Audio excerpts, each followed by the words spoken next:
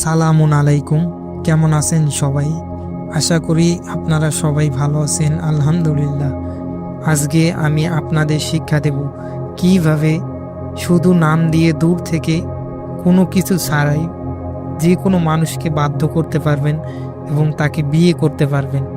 যারা দীর্ঘদিন ধরে অনেক বশীকরণ খুঁজে আসছেন এবং অনেক বশীকরণ প্রয়োগ করেছেন, কোনোটাতেই কোনো ফল পান নাই, তাদেরকে বলবো আজকের ভিডিওটা মনোযোগ দিয়ে দেখুন এবং আজকের এই বিদ্যাটা আপনারা প্রয়োগ করুন।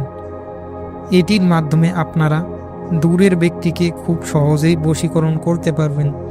এটা করতে আপনাদের কোনো টাকা পয়সা খরচ হবে না এবং আপনারা খুব সহজে ঘরে বসেই করতে পারেন। এটার জন্য শুধু তার নাম লাগবে।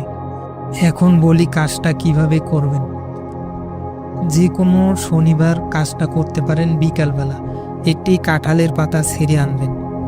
তো আনার পরে আপনি পশ্চিম দিকে মুখ করে বসবেন পাক পবিত্র অবস্থায়, সামনে আকরবাতি মোমবাতি জ্বালিয়ে।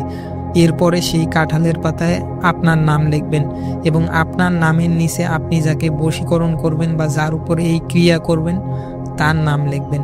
এরপরে একটা সাদা খাতা নেবেন।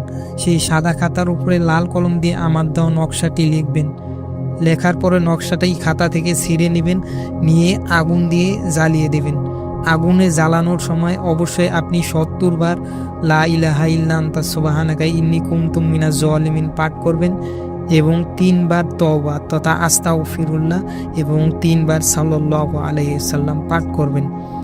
এটি করার সময় অবশ্যই আপনি যাকে বশ করবেন তার কথা ভাববেন এবং নকশাটি লেখার সময় নকশায় কোনো নাম ঠিকানা কিছু দেওয়া লাগবে না। পরে নকশাটি জ্বালিয়ে দেবেন। জ্বালিয়ে দেওয়ার পর যে কালি হবে সেই কালি আপনি সেই কাঁঠাল পাতার উপরে নেবেন। নেওয়ার পরে সেই কাঁঠাল পাতাটা মুড়িয়ে ভাঁজ করে আপনি যে কোনো কবরস্থানে পুঁতে দিবেন অথবা নির্জন স্থানে যেখানে মানুষ যাতায়াত করে না এবং কেউ তুলবে না সেখানে পুঁতে দেবেন।